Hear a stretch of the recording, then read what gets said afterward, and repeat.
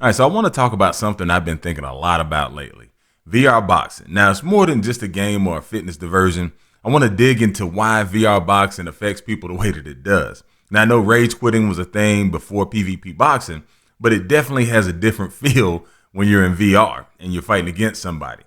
Now, people taunt during the game, and some even contact you online and accuse you of cheating or spamming or just to say mean things or just to remind you that you suck. Now, what is so different about this type of game? And why is this competition different from something like Fortnite or Call of Duty? Now, I've got my own competitive background that I like to try and compare it to. I competed as a high school wrestler and a college wrestler, won state and nationals in college. After college, I competed on the international circuit. Then I All-American several times as a freestyle wrestler. So I know a little bit about competition. I know about the thrill of the competition or the literal thrill of the fight. So that being said, though, I've never competed as a boxer, never stepped into the ring, never been punched in the face outside of sparring. I trained as a boxer for years, but because of kids, work, life, the usual never was been excuses, I never threw hands in a real fight the way that professional fighters do, unless middle school and like high school street fights count. Now, I retired from wrestling when I was 30, and now back then I thought that was old. I thought that was too old for boxing or MMA. And I just let that go. I never pursued it any further. And one of my big wishes from VR was to recreate that feeling, to recapture the thrill of the fight or the thrill of wrestling or whatever. When I put on the headset and I played Thrill of the Fight, the first one and the second one, and then Creed Rise to Glory, especially in the career modes, I get a glimpse of what that rush felt like. It worked for me somewhat, but I wondered what others think and what does the science say about it. So I hopped on the internet and I started to do some research. And this is what I came up with. All right, so now let's look at what real players are saying about the game.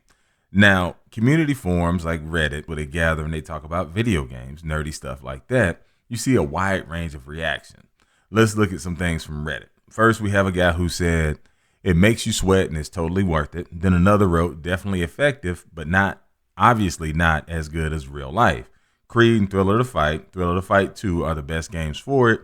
Great for cardio and fun.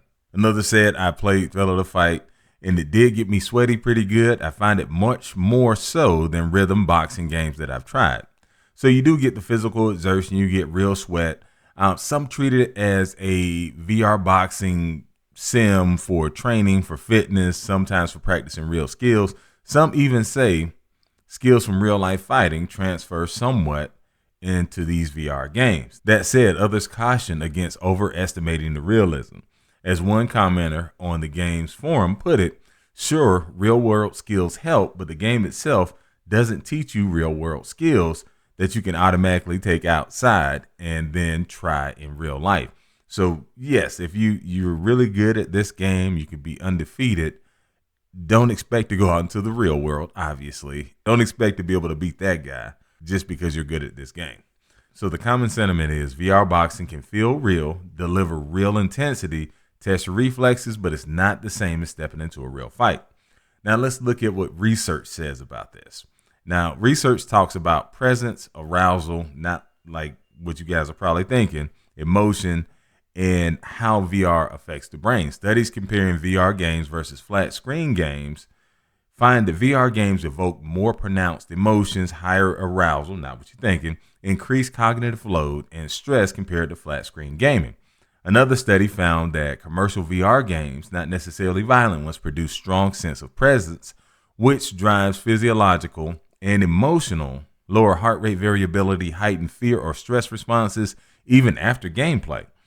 Your body and mind respond similarly to a real physical challenge. The brain treats immersion like a real environment, triggering fight or flight adrenaline or intensity, even if you never get hit. Thank God you never get hit, because I take a lot of punches in VR. VR as a legit training cognitive rehearsal tool for sports generally, and especially combat or tactical sports, can improve psychological skills like decision-making, reaction time, spatial awareness without the risk, cost, or constraints of physical sparring. One recent mini review concluded that VR can help sharpen reaction abilities in combat sports, helping athletes hone speed, timing, and decision-making, even if you can't fully replicate the physicality of real fights.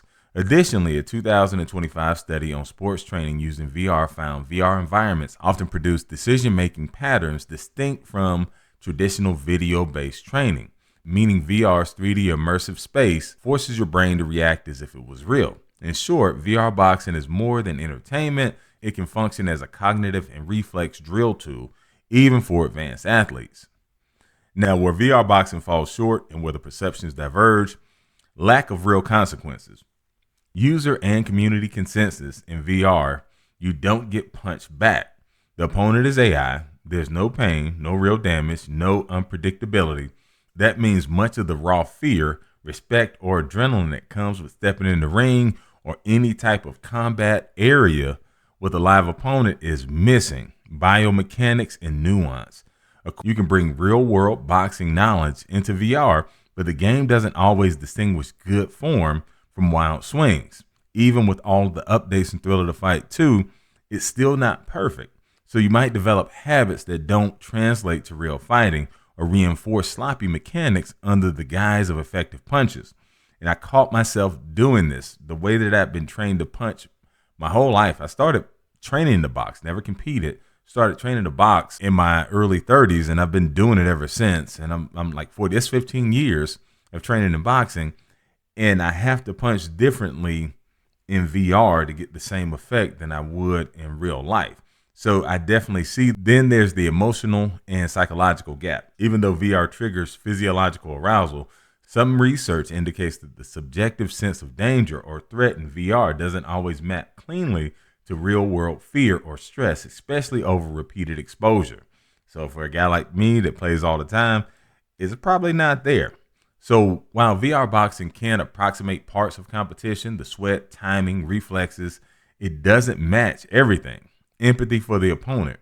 Definitely, I don't see the empathy. When I was wrestling and competing, if I accidentally hurt an opponent, I felt terrible. I wanted to help them up. I would sometimes check on them later on to make sure that they were okay. In VR boxing, I have no empathy for the opponent, none whatsoever. I'll leave it at that. There's no real risk, there's no unpredictability, and the full emotional weight of a real fight just do not exist in VR spaces. Now, why different people respond differently? Psychology, motivation, and prior experience. Your own story illustrates one key factor: past athletic experience and competitive drive. As someone who's wrestled at a high level, you already understand discipline, timing, spatial awareness, muscle memory. So for me, boxing might tap into those instincts. But for someone who's never competed, VR boxing might be about fitness and cardio as a workout substitute more than fighting, escapism or stress relief, using immersive punching as a release, simulation of what if I fought fantasies, a chance to imagine a path that you never pursued. Psychologically, VR boxing's immersive nature can meet different needs. For competitors like anybody, like you, like me, nostalgia, restoration of intensity, a way to scratch that fight itch. For casual users, fun, stress relief, fitness, or simply novelty. Also, individuals with prior combat experience may get more out of VR boxing because their muscle memory and real-world skills map more closely to in-game simulation.